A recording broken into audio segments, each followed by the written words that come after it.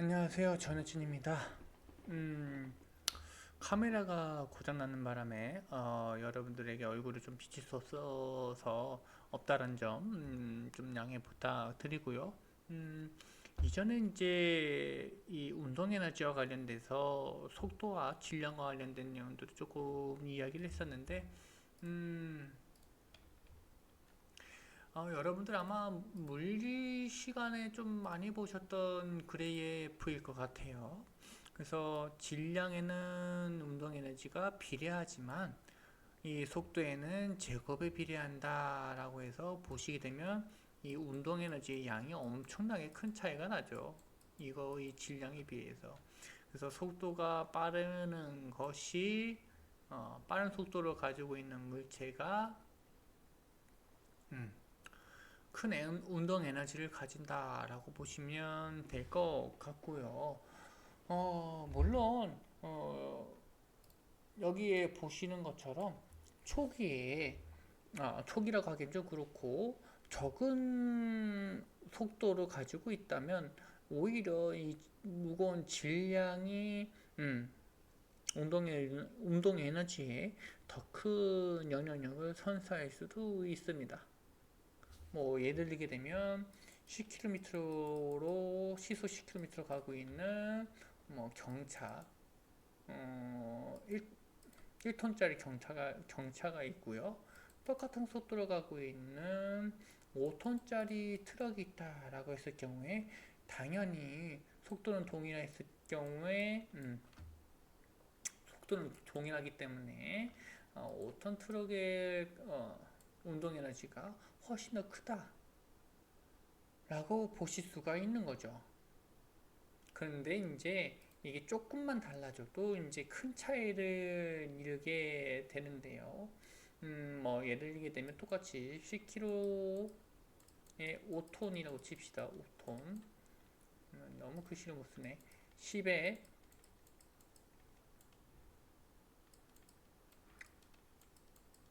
5톤이라고 보시면 될 것 같고 20에 1톤이라고 칩시다. 자, 제곱에 그러니까 10이 두 개 있어야 되니까요. 곱하기 10 하면 당연히 100이 되는 거고 얘는 곱하기 20을 하니까 400이 되는 거고 그러면 얘는 그냥 나누기 2는 안 할게요. 어차피 동의하는 거니까. 그래서 1톤짜리 하면 얘는 운동 에너지가 400이 되는 거고 얘는 지금 100에서 5톤이니까 500이 되는 거죠. 그다까지 100이나 차이가 나네. 그럼 여기 한번 더 올려봅시다. 자, 10kg짜리 동일하게 가죠. 10kg짜리하고 시속 10kg짜리 5톤 트럭 그리고 30으로 올려봅시다. 30에 1톤짜리. 자, 얘는 아까 전하고 동일하니까 500이 되는 거고 얘는 900이 되겠죠. 이제 뭐 계산하는 건 다 알고 있으니까. 자, 얘가 아까 전에는 100 차이가 났었죠. 20kg짜리랑 100 차이가 났는데 지금 얼마나 차이가 나요? 에너지 양이 400이나 차이가 나죠. 400이나. 그래서 속도가 가지고 있는 운동 에너지의 영향력은 질량에 비해 훨씬 더 크다. 이 제곱이라는 거에 대한 수에 대한 개념을 여러분들이 좀 잘 알고 수학을 하고 보기에는 좀 그렇고요. 그냥 숫자, 이 수에 대한 개념을 좀 여러분들이 알고 계셔야 될 것 같아요. 여러분들 돈 같은 경우도 숫자잖아요. 숫자 1원부터 해서 100원, 그 다음에 뭐 100만원, 뭐 1억 이렇게 됐는데 그 숫자에 대한 개념이 없어요. 어떠한 수가 어떠한 가치를 가지고 있는지 모르는 느낌들이 많아서 이렇게 제가 조금 설명을 거의 초등학교 수준인데도 불구하고 제가 설명을 조금 5분, 4분, 30초 동안 여러분들에게 설명을 드린 거고요. 그 다음에 이제 여러분들이 좀 보고 넘어가 주셔야 될 거. 자, 운동 에너지에 관련된 내용들 지금까지 계속 중요하다라고 이야기를 하고 있지만은 손상전대 측정 수단이 되진 않는다라는 점. 여기에는 왜 그러냐? 차량 구조, 탑승자의 장기 및 조직에 어떻게 전달되었는지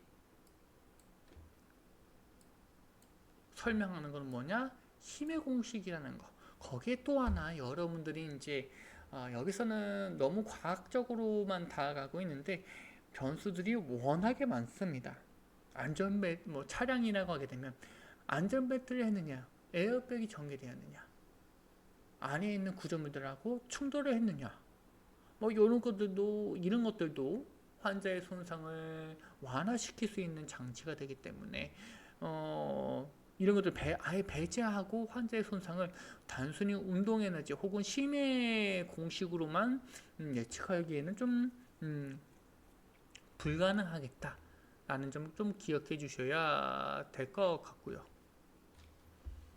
뭐 여기서는 상당한 운동 에너지 지닌 경우 감속과 가속의 충격의 힘이 크고 이에 수반하는 손상의 중점조를 결정한다라는 말이 있는데 여기서도 그냥 힘이라는 이 공식을 여러분들 나중에 떠올려 주시면 될 것 같고 이 힘이라는 것이 상당량이 발생했을 경우에는 솔직하게 말씀드리면 앞서 얘기했던 안전벨트, 에어백들 조금 감안해야 된다라고 하지만 정말 커다란 힘이 발생했을 경우에는 이 안전장치들이 거의 무용하다라고 보셔도 됩니다. 뭐 예를 들게 되면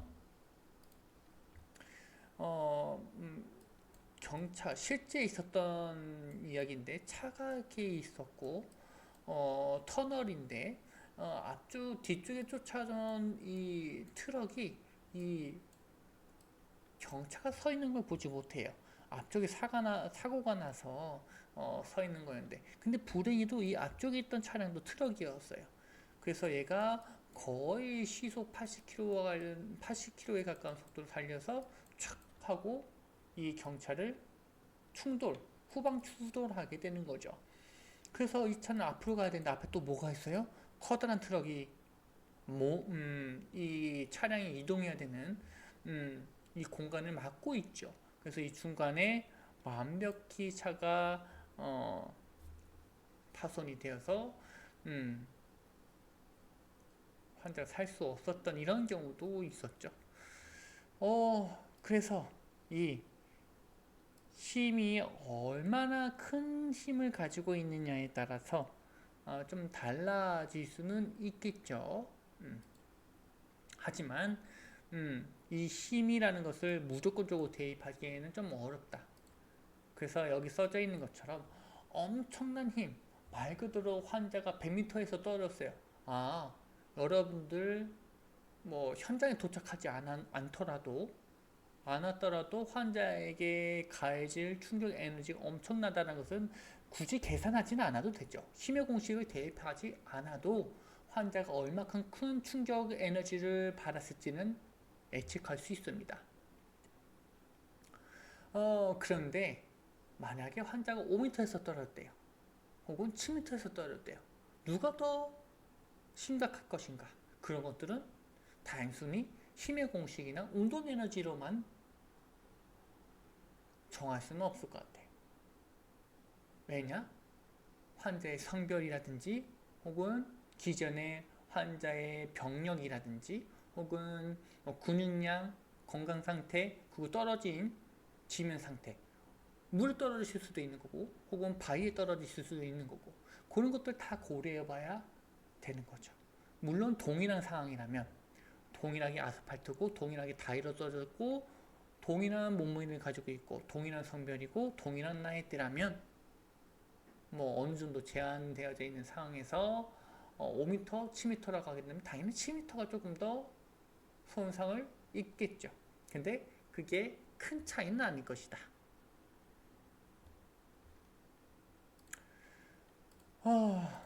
그래서 이거는 지금 앞서 얘기했던 것처럼 과학적인 것만 이야기를 하고 있는데 현실 세계에서는 완벽하게 제어된 실험실적인 상황이 일어나는 것은 아니다 라는 점.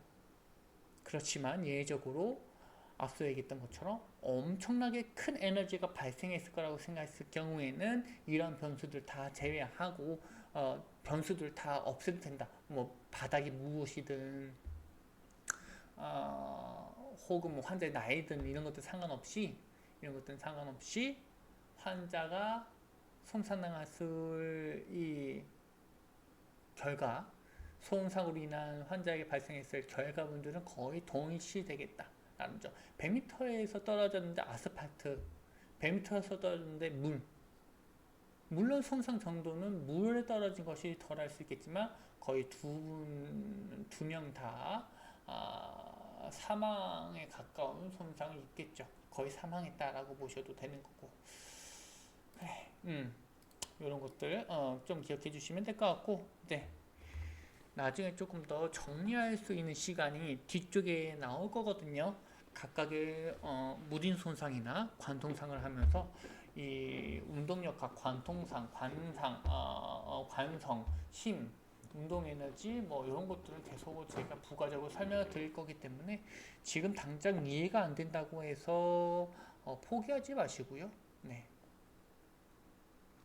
잘 따라오시면 정말 외상이라는 것이 쉬울 수 있습니다.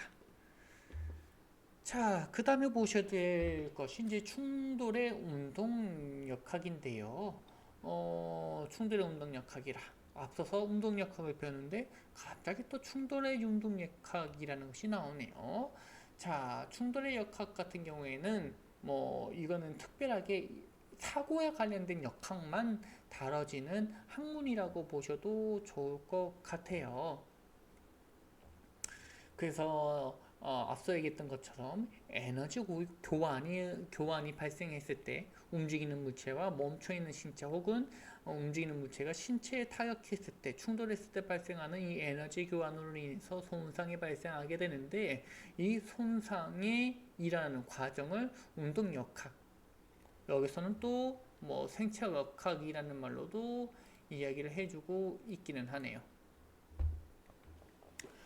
뭐 어쨌든 간에 이제 여러분들이 이 운동역학, 힘, 뭐 운동에너지 이런 것들을 굳이 물리학이 아님에도 불구하고 환자를 치료하는 직종을 위해서 공부하는 사람들임에도 불구하고 물리학과 관련된 내용들, 과학적인 내용들을 다룬 이유는 그 아래에 설명을 해주고 있죠. 의심주수라는 거.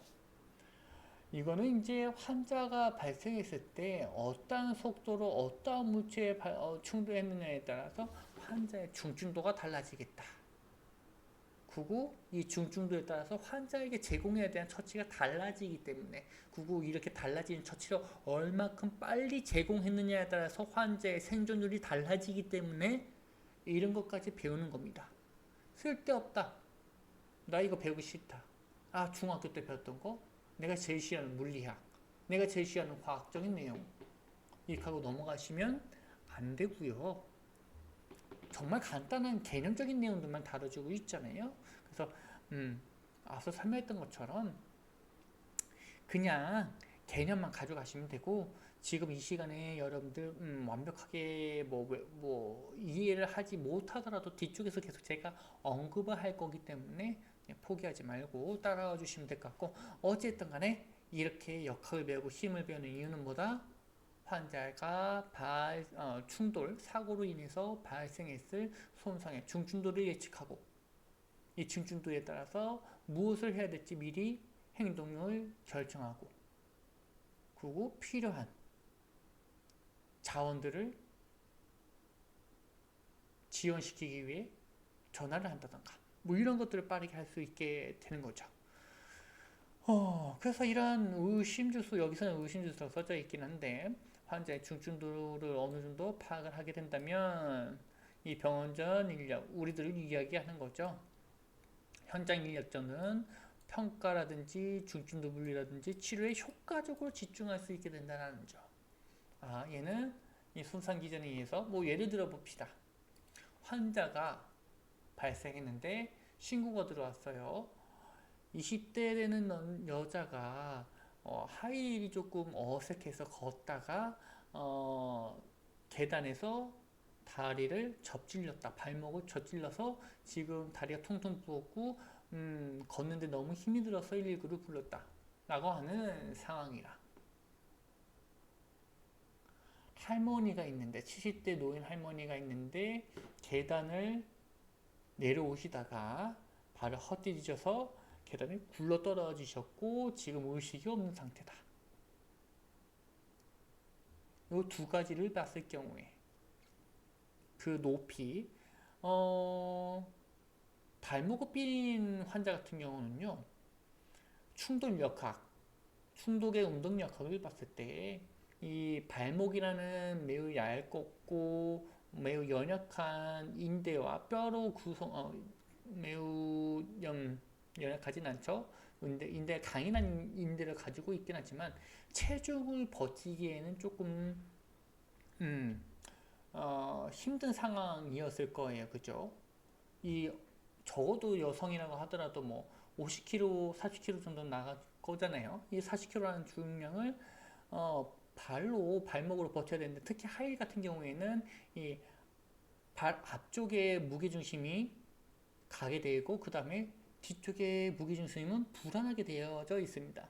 그러다 보니까 이제 이 발목이 비틀림에 따라서 이 앞쪽으로 가던 운동 에너지가 강하고 다리에 충돌했을 때 무게를 중심을 잡지 못하고 발목의 바깥쪽으로 휘게 되는 거죠. 이 힘하고 할머니가 있는데 70대 할머니가 발을 헛디뎌서 계단을 10개, 15개 굴 떨어져 가지고 거의 한 5m 되는 높이의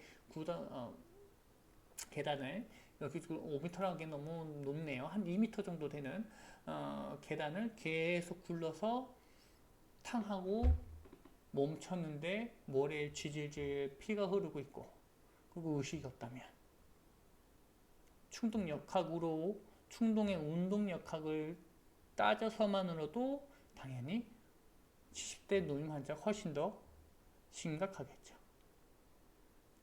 이거 운동역학을 설명하긴 했는데 솔직히 좀 변수들이 좀 많이 있었죠. 환자가 20대 그리고 70대 라는 이 나이 차이도 좀 있었고,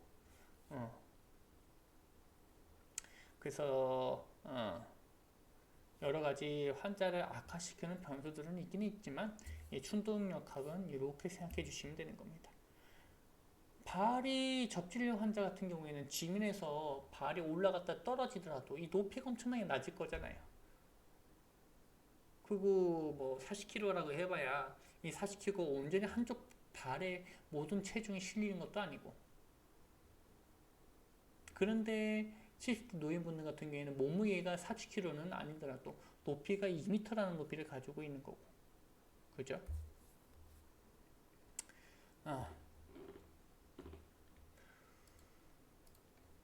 충돌 운동역학은 그냥 안에 있는 교재 내용을 보셔도 좋고요.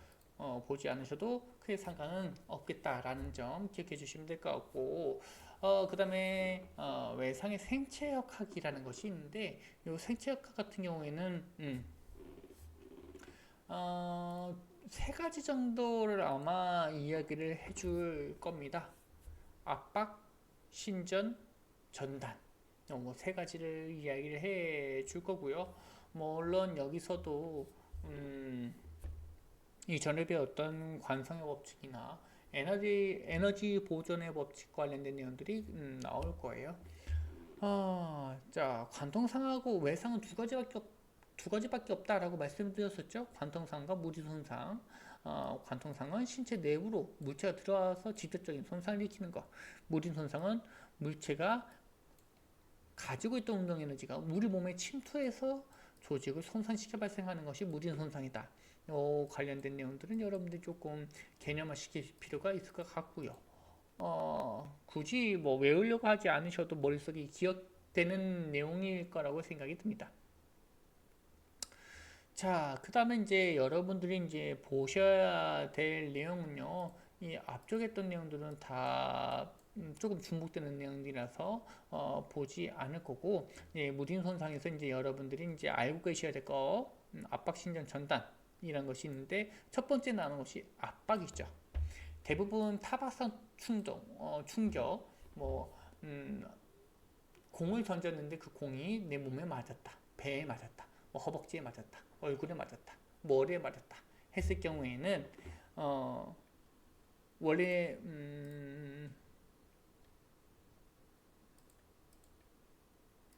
피부가 이렇게 있는데 공이 날아와서 이렇게 들어오게 되면 피부는 뚫리는 것이 아니라 이렇게 아래로 내려가겠죠. 그죠? 이렇게 아래로 내려갈 겁니다. 그러면 원래 이 밑에 있던 조직들은 이게 원 상태인데 이 원 상태에서 이만큼 여기는 정상적이고 여기도 정상적이고 이만큼 원래 있던 곳보다 아래로 이만큼이 눌려진 거예요. 말 그대로 조직이 압박받는 거죠. 이 압박받음에 따라서 이 원래 있던 자리에 있었던 조직들 혹은 세포들이 손상당하게 된다 라고 보시면 될 것 같고요. 그렇게 어려운 내용들은 아닐 것 같은데 압박은요. 그래서 여기 써져 있는 걸 이제 그대로 보시게 되면요. 신체 뭐 여기는 내비두고 관성이 나머지 신체 부위가 계속해서 이동할 때 발생한다. 아까 전에 봤던 그림 기억나시죠? 내부의 물체가 운동 에너지에서 신체 내부를 뚫지 못하지만 피부를 계속 밀고 들어오려고 하다 보니까 원래 있던 위치에서 더 아래로 신체 조직이나 세포가 압박받게 됐는데 그로 인해서 원래 있던 위치에서 압박에 의해서 손상을 당하는 것 자체가 여기서 이야기하고 있는 컴프레션 압박 손상이다 라고 보시면 될 것 같고요. 물론 요거는 이제 앞서 설명했던 거는 매우 작은 예시고요. 커다란 물체에 의해서 타격받을 경우에는 장기나 혹은 커다란 혈관들 이런 것들이 손상을 입을 수도 있습니다. 뭐 예를 들 수 있는 거는 이제 뭐 교통사고를 저는 많이 봤으니까 교통사고 쾅 하고 부딪히고 난 후에 이제 핸들 너무 커다란 충격에서 핸들이 환자의 가슴이나 복부를 짓누르는 경우가 있습니다. 그래서 이제 구조될 때까지 좀 오래 걸리는 경우가 있는데 이것 또한 압박 손상이 심하게 발생한 하나의 예시로 볼 수 있는 거고, 그 다음에 이제 신전이 있는 건데 요거는 하나의 구조를 붙잡고 있는 조직과 섬유들이 당겨져서 손상을 받는 것이다 라고 보시면 되는 겁니다. 이게 뭐냐면 이제 여기서는 행인 목맨 자살이죠. 목맨 자살에 대해서 예시를 들고 있는데 이렇게 환자 얼굴이 웃으면 목을 이렇게 걸고